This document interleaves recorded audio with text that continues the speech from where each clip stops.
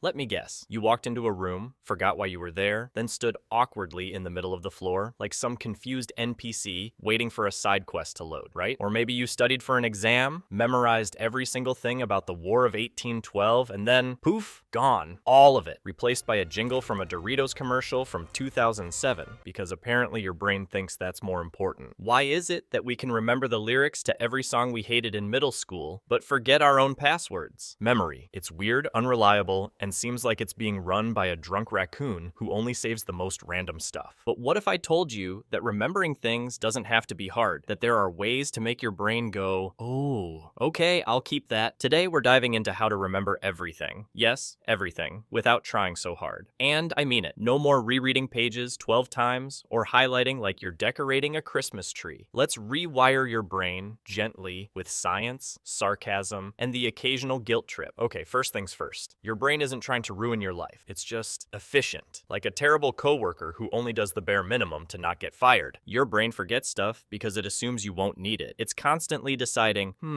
is this info life or death? And unless you're trying to memorize where the tigers live, the answer is usually no. It's a survival machine. If something isn't repeated, emotional, visual, or weird, it gets dumped in the brain's recycling bin. So when you cram 60 flashcards into your head the night before a test while eating cold pizza and listening to lo-fi beats, your brain is like, cool, but I'm keeping the pizza grease smell and that one weird TikTok you saw at 2 a.m. But now that you know this, we can work with your brain's laziness instead of against it. Here's the thing. Your brain loves stories. It eats stories for breakfast. It's why you remember that one drama about your coworker's dog sitter's ex more than anything you learned in high school chemistry. Why? Because stories have emotion. They have structure. They have drama. And most importantly, they make information stick. If you want to remember anything, dates, facts, grocery lists, someone's name at a party, you need to turn it into a story. The dumber, weirder, or more dramatic, the better. Let's say you need to remember eggs, milk, spinach, and batteries. Random? Yes. But here's the trick. Imagine you're a secret agent sent on a mission to deliver explosive eggs to the Queen of Dairyland, but you're ambushed by spinach ninjas powered by AA batteries. Ridiculous? Absolutely. Effective? 100%. That's how memory champions remember decks of cards in under a minute. Not because they're geniuses, because they're great storytellers. And good news, so are you. Your brain is not a book, it's more like TikTok. It doesn't store info in boring lines of text. It stores it in images, emotions, and vibes. You ever hear someone say, I'm a visual learner? Fun fact. Everyone is. If you want to remember something, turn it into a picture. Bonus points if it's weird or gross. Need to memorize someone's name as Brad? Picture him with a loaf of bread on his head. Bread equals Brad. Your brain sees that and goes, oh, art. Need to remember that the mitochondria is the powerhouse of the cell? Picture a tiny factory run by hamsters doing CrossFit. Bam! Never forgetting it again. This works for literally everything. Make it visual. Make it weird. Make it memorable. Okay, imagine if every time you wanted to remember your friend's birthday, you screamed it into the void once and hoped the universe kept track. That's how most people treat memory, but if you want your brain to actually keep something, you've got to remind it a few times, over time, in short bursts. That's called spaced repetition. It's like watering a plant. Once isn't enough, but drown it every day and it dies. The trick? Just enough, just when you're about to forget. Apps like Anki and Quizlet are built for this. Or you can go analog and use sticky notes like a maniac. Either way, it works. Say it once, forget it, say it strategically, and your brain goes, oh, this again? I guess it matters. Here's a fun fact. Your brain keeps stuff that's emotional. That's why you still remember the exact moment you were rejected by your 7th grade crush, but not where you put your car keys 5 minutes ago. Use this to your advantage. Make it emotional. Make it personal. Link it to things you care about.